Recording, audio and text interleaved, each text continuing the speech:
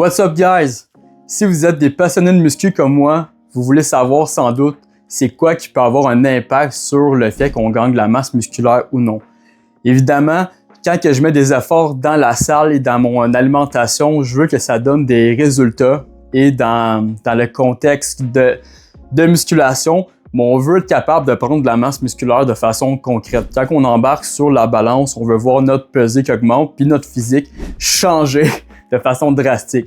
Il y a évidemment plusieurs facteurs qui peuvent aller influencer, savoir si on est optimal dans notre prise de masse musculaire ou non. On va aller décortiquer tout ça ensemble pour voir qu'est-ce qui peut avoir un impact sur la prise de votre masse musculaire puis pourquoi que vous n'en prenez pas de façon concrète actuellement. Si on commence par le commencement, le premier point ici étant, est-ce que vous mangez suffisamment de protéines? Si vous ne mangez pas assez de protéines, évidemment, ça va être difficile de construire de la masse musculaire. Quand on construit du tissu musculaire, ça prend les blocs de construction. C'est comme si vous aviez un chantier de construction en ce moment qui va votre entraînement vous dégrader du muscle, puis vos petits, pas vos soldats, mais vos gars de chantier, ils attendent les matériaux, c'est les protéines. Il faut les amener finalement pour être capable d'aller construire cette masse musculaire-là. Donc, on parle ici de 0,5 g par kilo de poids corporel pour les protéines. Si on est en livres, c'est 1 g de protéines par livre de poids corporel. Donc, concrètement, il faut manger un peu plus. Si on va au deuxième point, ça va ensemble, ça va de pair. Il faut manger suffisamment tout court. On ne peut pas espérer de gagner la masse musculaire si on mange, oui, assez de protéines, mais qu'on mange seulement 1000 calories. Si on mange comme un oiseau, on va rester tout mince.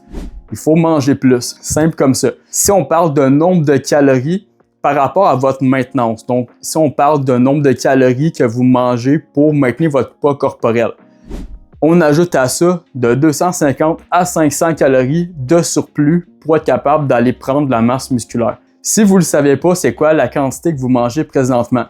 Vous pouvez utiliser, par exemple, MyFitnessPal ou n'importe quel calculateur, puis de juste loguer ce que vous mangez durant la journée.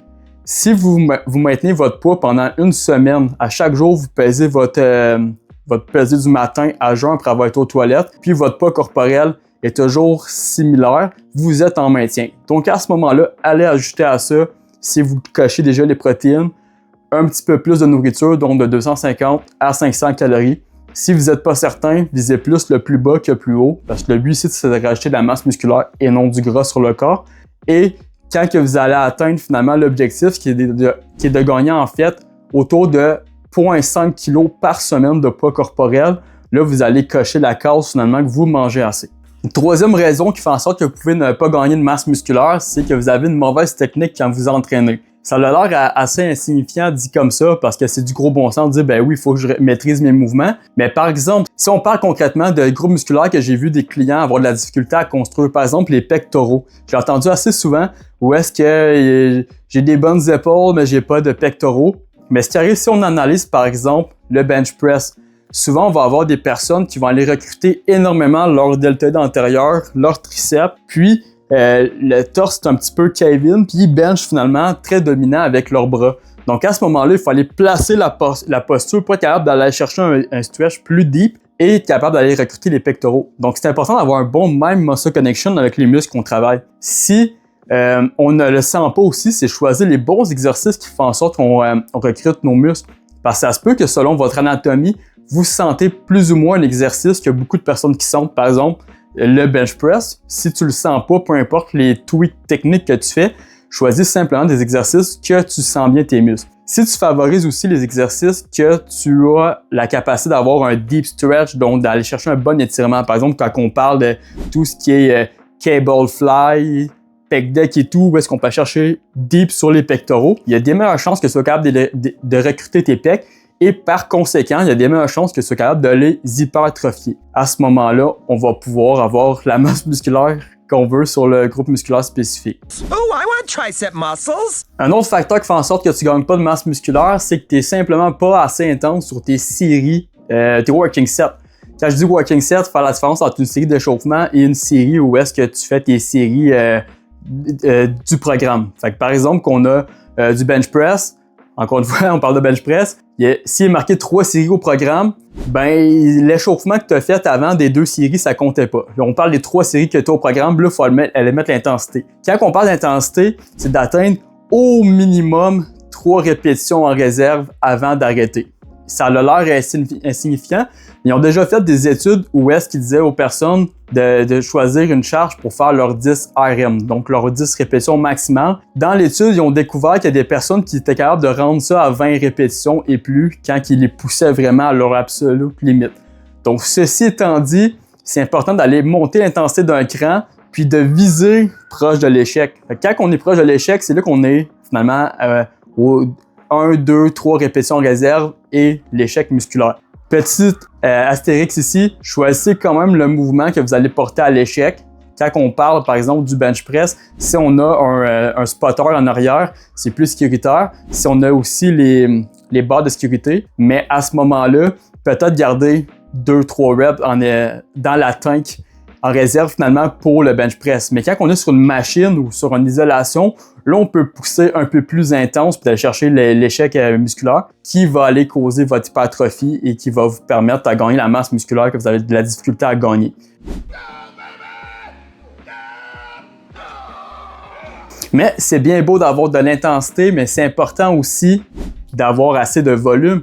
C'est souvent un cas que les personnes ne gagnent pas de masse musculaire dans un groupe musculaire, c'est qu'ils font pas assez de séries dans une semaine sur un groupe musculaire. Par exemple, on va aller faire beaucoup de séries de biceps, qui est très fréquent. Les biceps, j'ai rarement vu ça sous-développé chez les personnes, mais j'entends souvent les personnes dire « Ben mes deltoïdes postérieurs, les derrière d'épaule, sont pas assez développés. » Quand tu analyses finalement qu'est-ce que la personne fait dans la semaine, souvent, elle va me dire, ben écoute, j'ai une journée que je fais des épaules tout le long de la séance. Puis là, quand tu décortiques finalement la séance, tu te rends compte que ben il y a 3-4 séries qui sont faites sur le deltoïde antérieur, 3-4 sur le deltoïde médian, puis peut-être 3 séries à la fin de la séance que c'est fait avec isolation à la machine pour le deltoïde postérieur.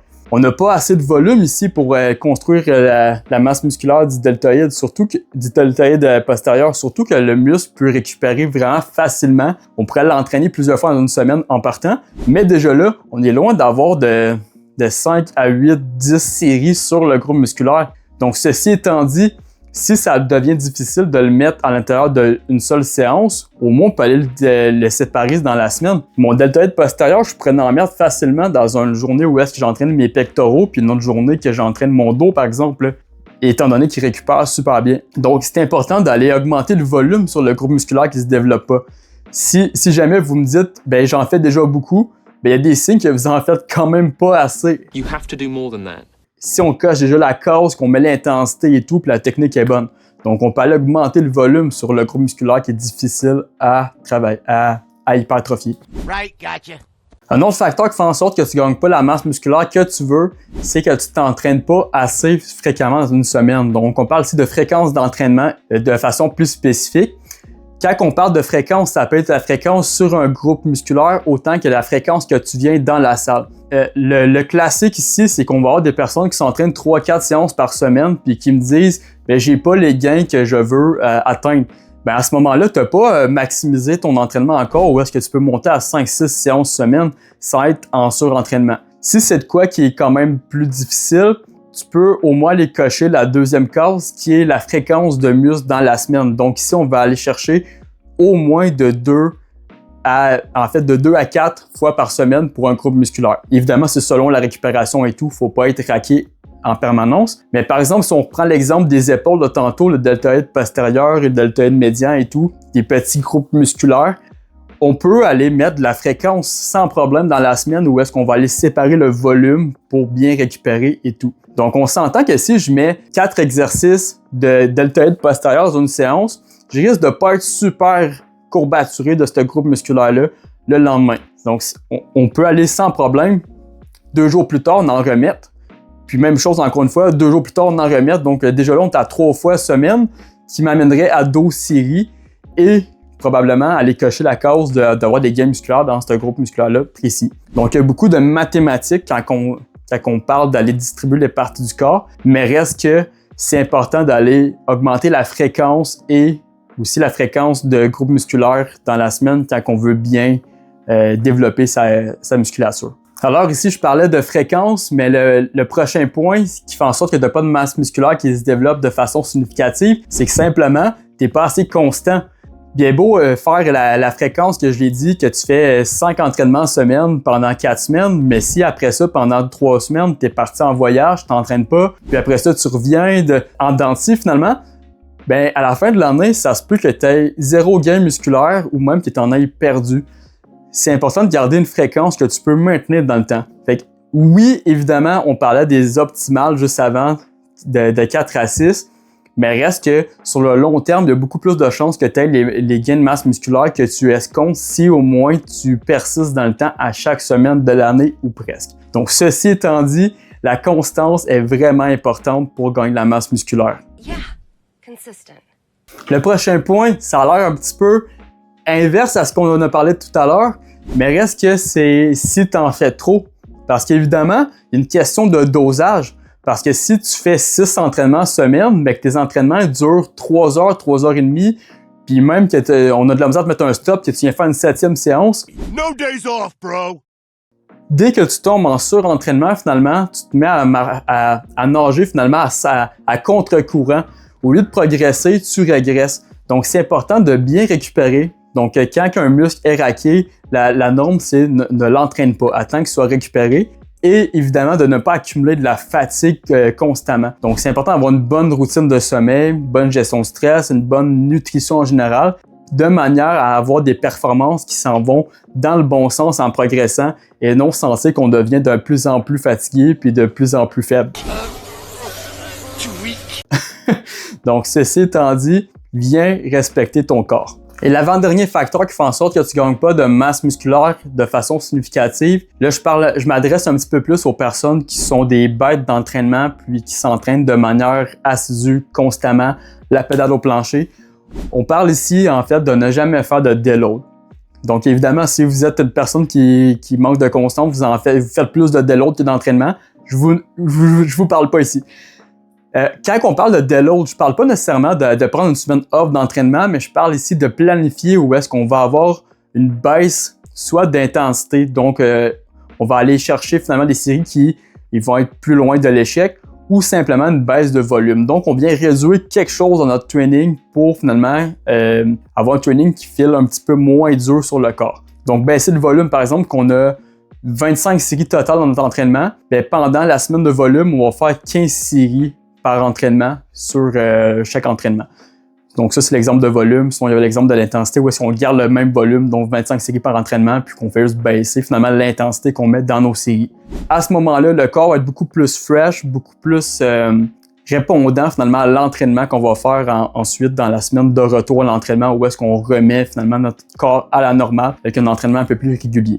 Et le dernier facteur qui peut faire en sorte que tu ne gagnes pas de masse musculaire, c'est que tu n'as pas assez de variation dans ton entraînement. J'ai vu fréquemment des gens qui gardent le même programme pendant 6 mois consécutifs parce que, de 1, c'est des gens qui sont routiniers, de 2, ils n'aiment pas se casser la tête, ils aiment ça avoir finalement leur ordre, ils s'installent sur le bench, puis ensuite ils vont faire leur pec deck, puis peu importe la raison, il n'y a pas assez de variation.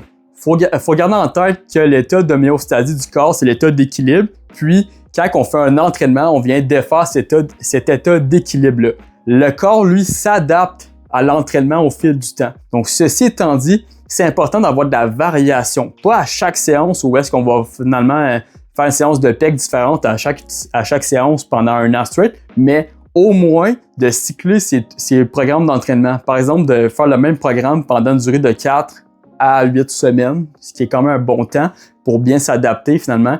Et ensuite de ça, changer les exercices ou du moins une bonne proportion des exercices du programme. Si jamais l'exercice, vous l'aimez vraiment beaucoup, vous pouvez quand même le changer en changeant les techniques d'entraînement que vous faites dessus. Ça va être quand même un sentiment de nouveauté sur le corps pour les adaptations physiques puis un différent stimuli. Par exemple, si on parle de techniques d'entraînement différentes, si on aime beaucoup le squat, par exemple.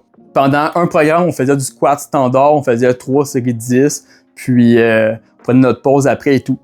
Si on parle de stimuli différents, par exemple, au niveau du squat, si on descend au complet, on fait des squats à 1,5, En fait, on descend au complet, on remonte à moitié, on descend, on fait notre répétition. Là, on s'entend qu'on vient enlever le réflexe élastique du muscle, donc le réflexe myostatique.